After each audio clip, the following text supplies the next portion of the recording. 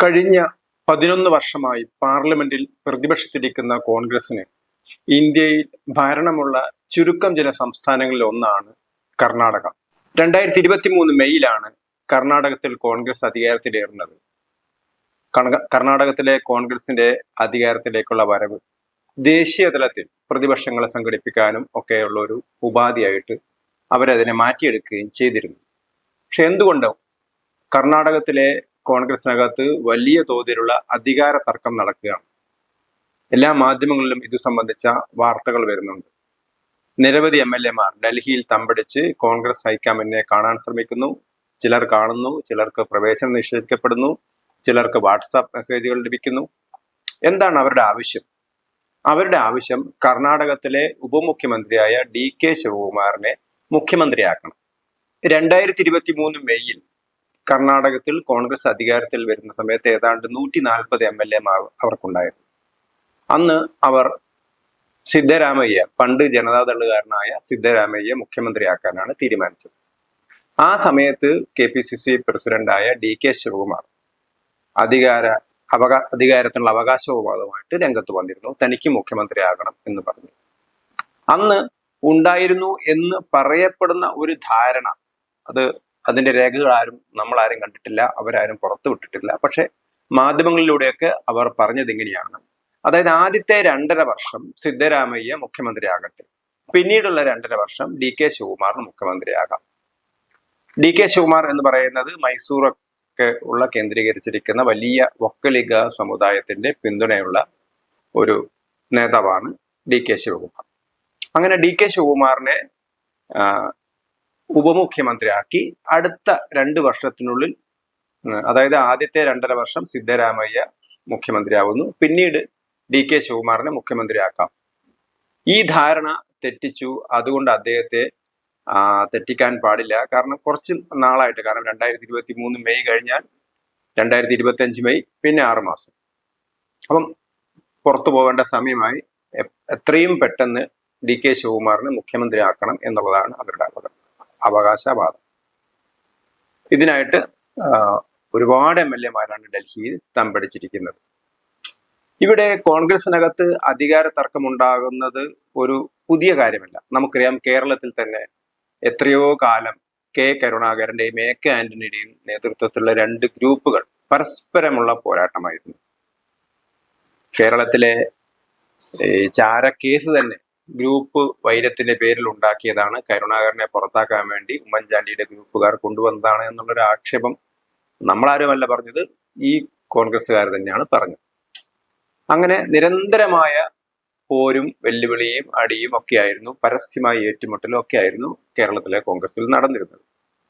അതിനുശേഷം അത് പൂർണ്ണമായിട്ടും അതൊരു AI ഗ്രൂപ്പുകളായിട്ട് മാറി. അപ്പൊ ഇവരൊക്കെ കരുണാകരൻ പോയാലും അതിന് ബാക്കി ചെന്നിത്തലയാണ് I വിഭാഗത്തിലുണ്ടായിരുന്നത്. അപ്പുറത്ത് ആന്റണിക്ക് പകരം ഉമ്മൻചാണ്ടി.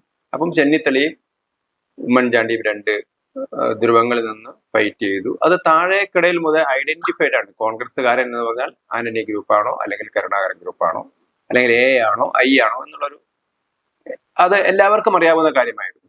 അതുപോലെ തന്നെയാണ് കോൺഗ്രസ് അധികാരത്തിലിരുന്ന മറ്റ് സംസ്ഥാനങ്ങൾ. രാജസ്ഥാനിലൊക്കെ അശോക് ഗെഹ്ലോട്ടും സച്ചിൻ പൈലറ്റും തമ്മിൽ അടി എന്ന് പറഞ്ഞാൽ അത് പൂര അടിയായിരുന്നു. അതെല്ലാവർക്കും അറിയാം. മാധ്യമങ്ങളിലൊക്കെ അത് നിറഞ്ഞു നിന്നിരുന്നതാണ്. സച്ചിൻ പൈലറ്റ് മാറി നിൽക്കുന്നു, ആളുകളെ കൊണ്ട് മാറുന്നു, അവസാനം ഒരു രമ്യതയിലെത്തി അദ്ദേഹത്തെ തിരിച്ചു കൊണ്ടുവരികയാണ് ചെയ്യുന്നത്. അതേപോലെ തന്നെയാണ് മധ്യപ്രദേശിൽ ദിഗ്വിജയ് സിംഗ് മുഖ്യമന്ത്രിയായിരുന്നു. ദിഗ്വിജയ് സിംഗ്, അതേപോലെ തന്നെ കമൽനാഥ് മുഖ്യമന്ത്രിയായിരുന്നു. കമൽനാഥ് മുഖ്യമന്ത്രിയാവുന്ന സമയത്ത് ദിഗ്വിജയ് സിംഗ് പണിയും, അതേപോലെ തന്നെ ദിഗ്വിജയ് സിംഗ് മുഖ്യമന്ത്രിയാവുന്ന സമയത്ത് കമൽനാഥ് പണിയും. ഇതായിരുന്നു കോൺഗ്രസിനകത്തുള്ള പോര്. അത് എല്ലാ സംസ്ഥാനത്തും ഈ ഒരു പോരുണ്ടായിരുന്നു. ഇപ്പം ഇവിടെ നടന്നിരിക്കുന്ന പോര് രൂക്ഷമായിരിക്കുകയാണ്. കാരണം പഴയതുപോലെയല്ല. ഹൈക്കമാൻഡ് എന്ന് പറയുന്നത് ഒരു ദുർബല സംവിധാനമായിരിക്കുകയാണ്. ഇവിടെ കർണാടകത്തിൽ നിന്നുള്ള മല്ലികാർജുൻ ഖാർഗെയാണ് കോൺഗ്രസിന്റെ അഖിലേന്ത്യാ അധ്യക്ഷൻ ഖാർഗെ ആണെങ്കിലും ചരടൊക്കെ കൈയാളുന്നത്, അല്ലെങ്കിൽ കാര്യങ്ങളൊക്കെ നിയന്ത്രിക്കുന്നത് സോണിയാഗാന്ധിയും രാഹുൽ ഗാന്ധിയും ഒക്കെ തന്നെയാണ്. ഇവിടെ എന്തുകൊണ്ടാണ് സിദ്ധരാമയ്യയെ മുഖ്യമന്ത്രിയാക്കിയത് എന്ന് ചോദിച്ചാൽ പല ഘടകങ്ങളുണ്ട് അതിനകത്ത്. അന്ന് ഖാർഗെക്ക് മുഖ്യമന്ത്രിയാവണം താല്പര്യമുണ്ടായിരുന്നു. ഇത്തവണയല്ല, മുമ്പും നേതൃസ്ഥാനത്ത് വരാൻ വേണ്ടി അദ്ദേഹം ശ്രമിച്ചതാണ്. ഇപ്പം നമുക്ക് അറിയാൻ കഴിയുന്ന കാര്യം എന്ന് പറഞ്ഞാൽ സിദ്ധരാമയ്യയെ മാറ്റിയാൽ ഇനി DK ശിവകുമാറിനെ ആക്കേണ്ട എന്ന അഭിപ്രായവും ഉയരുന്നുണ്ട് എന്നുള്ളതാണ് ഒരു ഒരു വാദം, അല്ലെങ്കിൽ ഒരു ഭാഗത്തു നിന്നുള്ള പ്രസ്താവനകളും അല്ലെങ്കിൽ അഭിപ്രായ പ്രകടനങ്ങളൊക്കെ അങ്ങനെ തന്നെയാണ് കാണുന്നത്. കർണാടകയിൽ ഇടയ്ക്ക് വലിയൊരു പ്രശസ്തി ഉണ്ടായിരുന്ന അല്ലെങ്കിൽ അംഗീകാരം ഉണ്ടായിരുന്ന എല്ലാവരാലും സ്വീകരിക്കപ്പെട്ടിരുന്ന ഒരു നേതാവായിരുന്നു G. പരമേശ്വരൻ. ഇന്ന് അദ്ദേഹം കർണാടകത്തിലെ ആഭ്യന്തരമന്ത്രിയാണ്. അദ്ദേഹം ദീർഘകാലം കർണാടക പ്രദേശ് കോൺഗ്രസ് കമ്മിറ്റി പ്രസിഡന്റായിരുന്നു. അദ്ദേഹം പറയുന്നത് ഞാനും ഒരു മത്സരത്തിനുണ്ട്, എന്നാൽ DK ശിവകുമാറിനെ മുഖ്യമന്ത്രിയാക്കുകയാണെങ്കിൽ ഞാൻ അദ്ദേഹത്തെ കൂടെ നിൽക്കാം എന്നാണ് പറയുന്നത്. എന്നാൽ അദ്ദേഹത്തോടൊപ്പമുള്ള പലരും അല്ലെങ്കിൽ കർണാടക കോൺഗ്രസിലെ പലരും പറയുന്നത് എന്തുകൊണ്ട് ഖാർഗെക്ക് മുഖ്യമന്ത്രി ആയിക്കൂടാ, കോൺഗ്രസിന്റെ അഖിലേന്ത്യാ അധ്യക്ഷനാണ്, അവിടെ ഭരണമൊന്നും ഇല്ലല്ലോ, അപ്പൊ അദ്ദേഹത്തിന് ഇവിടെ വന്ന് മുഖ്യമന്ത്രി ആയിക്കൂടാ, അദ്ദേഹത്തിന്റെ മകൻ ഓൾറെഡി ഇവിടെ ഒരു മന്ത്രിയാണ്, പ്രിയങ്ക് ഖാർഗെ മന്ത്രിയാണ്. അപ്പം അതുകൊണ്ട് ഇനി മല്ലികാർജുൻ ഖാർഗെയെ തന്നെ ഇറക്കി ഏതായാലും അധികം കളിക്കുന്ന DK ശിവകുമാറിനെ ഞങ്ങൾ ഒതുക്കിക്കളയാം, അങ്ങനെ നിനക്ക് സിദ്ധരാമയ്യെ മാറ്റണമെന്നാണെങ്കിൽ ഞങ്ങൾ സിദ്ധരാമയ്യെ മാറ്റാം, പക്ഷേ ഇദ്ദേഹത്തെ മുഖ്യമന്ത്രിയാക്കാൻ ഞങ്ങൾ തയ്യാറാവുന്നില്ല. ഹൈക്കമാൻഡ് കോൺഗ്രസ് അധ്യക്ഷൻ തന്നെ മുഖ്യമന്ത്രിയാവുകയാണ് എന്ന് തീരുമാനിച്ചാൽ DK ശിവകുമാറിന് ഒന്നും ചെയ്യാൻ കഴിയില്ല. കാരണം DK ശിവകുമാറിന് ഇടക്കാലത്ത് BJP പിന്തുണ പ്രഖ്യാപിച്ചു. അതായത് DK ശിവകുമാറിന്റെ ശ്രമങ്ങൾക്കൊക്കെ തങ്ങളുടെ പിന്തുണയുണ്ട്, നിങ്ങൾ കുറച്ച് MLA മാരായിട്ട് വരികയാണെങ്കിൽ ഞങ്ങൾ മന്ത്രിസഭ ഉണ്ടാക്കാം എന്നൊന്നും പറഞ്ഞില്ലെങ്കിൽ പോലും പിന്തുണയുണ്ട് എന്നുള്ള വാർത്തകളൊക്കെ മാധ്യമങ്ങൾ വന്നിരുന്നു. DK ശിവകുമാർ അത് നിഷേധിക്കുകയും ചെയ്തു. ബിജെപിയുടെ കാര്യം നടത്തിയാൽ മതി, കോൺഗ്രസിലെ കാര്യങ്ങളൊക്കെ ഞങ്ങൾ നടത്തിക്കോളും എന്നാണ് DK ശിവകുമാർ പറഞ്ഞത് എന്നാണ് ഇപ്പൊ മാധ്യമങ്ങളിലൊക്കെ നമ്മൾ കാണുന്നത്. എന്തു തന്നെ ആയാലും മൂന്നാമതൊരു മുഖ്യമന്ത്രി സ്ഥാനാർത്ഥി, അതായത് DK ശിവകുമാർ സിദ്ധരാമയ്യ അല്ലാതെ ഇനി മല്ലികാർജുൻ ഖാർഗെ തന്നെ ആയാലും കോൺഗ്രസിനകത്ത് അത്ഭുതപ്പെടാനില്ല എന്നുള്ളതാണ് കാര്യം. ഇവിടെ ദേശീയ തലത്തിൽ പ്രതിപക്ഷങ്ങളെ സംഘടിപ്പിക്കാൻ പോയ കോൺഗ്രസിന് ഓരോ ഘട്ടത്തിലും വലിയ വലിയ തിരിച്ചടിയാണ് കിട്ടിക്കൊണ്ടിരുന്നത്. ഹരിയാനയിൽ തിരിച്ചടി ഉണ്ടായി, മഹാരാഷ്ട്രയിൽ തിരിച്ചടി ഉണ്ടായി, ഏറ്റവും ഒടുവിൽ ബീഹാറിൽ തിരിച്ചടി ഉണ്ടായി. നേരത്തെ ലോക്സഭാ തെരഞ്ഞെടുപ്പ് സമയത്ത് ആം ആദ്മി പാർട്ടിയൊക്കെ കൂട്ടിയിട്ടാണ് അവര് ഡൽഹിയിൽ ഇലക്ഷൻ മത്സരിച്ചത്.